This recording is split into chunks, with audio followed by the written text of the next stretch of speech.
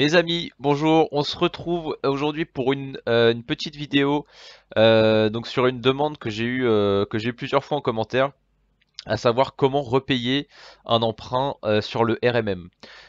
Donc c'est pas très compliqué. Avant de commencer, j'ai voulu vous détailler aussi quand est-ce qu'il était préférable en fait de repayer.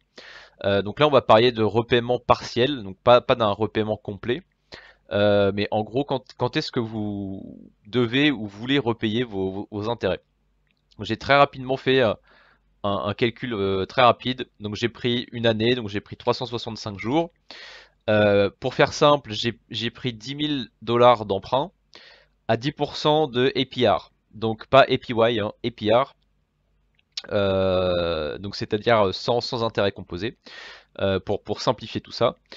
Et en gros, ici, bah, vous voyez, hein, ici vous voyez ce qu'il est préférable de faire. Donc vous vous doutez bien que si vous remboursez toutes les semaines, ici, eh bien c'est avantageux pour vous. C'est avantageux pour vous parce que toutes les semaines, en fait, vous allez repayer les intérêts qui vont avoir été créés pendant la semaine. Et donc, en fait, vous repartez à zéro la semaine suivante. Donc ça peut ne pas être très pratique, ça veut dire que par exemple vous touchez vos loyers le lundi, vous devez vous connecter au RMM, repayer les intérêts que vous avez générés sur la semaine et faire ça toutes les semaines, toute l'année. Mais en faisant ça en fait, donc vous allez payer simplement 1000 $ d'intérêt. Donc vous empruntez 10 000 $ à 10%, à la fin de l'année vous aurez payé 1000 $ si vous remboursez toutes les semaines les intérêts que vous générez. C'est un tout petit peu plus que 1000 $ mais c'est quelques centimes donc j'ai arrondi. Si vous faites ça tous les mois, donc c'est-à-dire qu'à la fin du mois, vous repayez les intérêts que vous avez générés sur le mois. Si vous faites ça, à la fin de l'année, vous aurez payé 1047 $ d'intérêt.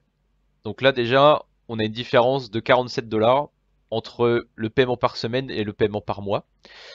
Et si vous faites une fois par an, c'est 1051 $. Donc pourquoi je vous montre ça? Bah, tout simplement pour vous montrer que entre le paiement une fois par an et le paiement une fois par mois, il n'y a pas une très grosse différence. Donc si ça vous embête de le faire tous les mois, bah en fait faites-le une fois par an parce que voilà, c'est une différence qui est vraiment minime. Par contre, entre le paiement par an ou par mois et le paiement par semaine, là il commence à avoir une différence quand même de 50 $, donc ça fait 0,5% en plus quoi.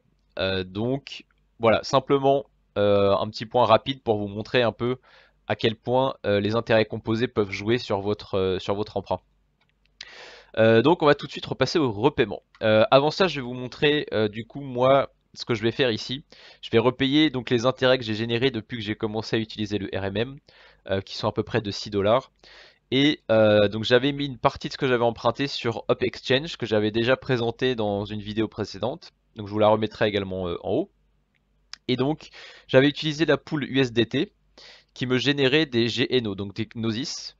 Je suis sorti de cette pool il y a quelques jours. Et maintenant, donc avec ce que j'ai gagné, avec les GNO que j'ai gagné, je vais repayer mes intérêts sur le RMM. Donc pour ça, mes GNO, il faut que je les transforme en XDAI. Donc je vais aller sur One Inch. Je vais refresh la page pour être sûr qu'on est bon. Voilà, donc ça c'est les intérêts que j'ai générés dans la pool. Et je vais vouloir les échanger contre des XDAI. Donc voilà, là j'ai 0,022. Ça va me donner 6,44 XDAI. Et on est parti, on fait le swap. Donc petit récapitulatif, slippage, ok, non, sur le même wallet, confirme.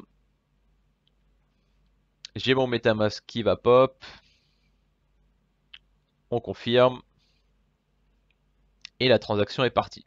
Donc là ce que je viens de faire, je viens de transformer les GNO que j'avais générés dans la pool Up Exchange, je viens de les transformer en XDAI. Donc ça, évidemment, c'est pas une étape obligatoire. Si vous avez déjà des XDAI dans vos toilettes qui sont prêts à être utilisés pour le remboursement, bien évidemment, vous n'avez pas besoin d'utiliser un exchange. Mais là, c'est pour vous montrer, par exemple, si vous avez mis vos tokens dans une pool ou même sur Curve, selon ce que vous générez comme reward, vous allez peut-être, probablement, devoir les échanger contre des XDAI. Donc voilà, là, je vois que ça a été fait. Donc, vous voyez que maintenant, j'ai 10 XDAI sur mon wallet, j'en avais que 4 avant. Donc là, c'est bon, le transfert, c'est fait. Maintenant que j'ai mes XDAI pour rembourser, on va aller sur le RMM. On est sur la page là, des marchés. Je vais aller dans My Dashboard. Là, c'est ma situation aujourd'hui. Et vous voyez que j'avais bourre 3000 $ et là, j'ai 3006 $ et 28 centimes. Donc, moi, ce que je vais vouloir rembourser, c'est simplement ces intérêts de 6 $ 28 centimes. Pour faire ça, rien de plus simple. On va ici donc dans les bourreaux que j'ai et je vais simplement repay. Donc je clique sur repay. On va me demander combien je veux repayer. Donc là, ben, on a vu que moi je veux repayer en gros 6,50$. Donc je vais mettre 6.5, hop, pardon, 6.5 XDAI. Continuer. Il me récap, il me dit que voilà, je vais repayer 6,5 XDAI. Maintenant, j'aurai un peu moins de 3000$ d'emprunt. Et mon else factor va passer de 1,41 à 1,42. Je suis d'accord avec ça, je clique repay. On approuve une nouvelle transaction. Voilà, 6.5 XDAI, oui. La transaction est partie. Voilà, ma transaction maintenant est successful. On retourne dans le dashboard et maintenant vous voyez que mon borrow amount est de un peu moins de 3000$ parce que j'ai repayé ces 6,50$ de XDAI. Donc voilà, rien de plus simple. Donc là je vous ai montré vraiment même des étapes que vous n'allez peut-être pas faire, hein. Si vous avez déjà des XDAI, vous n'avez pas forcément besoin de les swapper. Mais si vous avez des USDC, vous pouvez également aller sur Curve pour les swapper contre des XDAI. Sur Curve, si vous avez des USDC, eh bien c'est très simple. Vous mettez vos USDC ici, donc là j'en ai 13, par exemple on va en mettre 10. Et en WXDAI, donc ça va me donner 9,99. Je vais pas le faire ici, mais si vous êtes dans le cas où vous avez des USDC que vous voulez des XDAI, vous prenez vos USDC, vous les transformez en WXDAI, donc ça va être des wrap XDAI. Vous faites sell. Une fois que vous récupérez ces wrap XDAI, vous allez sur Hop Exchange. Vous allez sur Convert. Vous sélectionnez Gnosis DAI. Click here to wrap or unwrap. So je vais cliquer ici. Et donc là j'ai très peu de WXDAI, mais vous donc vous aurez tout ça en WXDAI. Vous faites max ou alors le montant que vous voulez transformer en XDAI. Vous faites unwrap et voilà, vous aurez vos XDAI prêts à rembourser sur le RMM. Donc ça c'est les étapes supplémentaires si vous n'avez pas vos XDAI directement sur votre wallet et que vous avez des USDC, des WXDAI, des USDT. Vous utilisez simplement Curve et Up Exchange pour wrap, unwrap.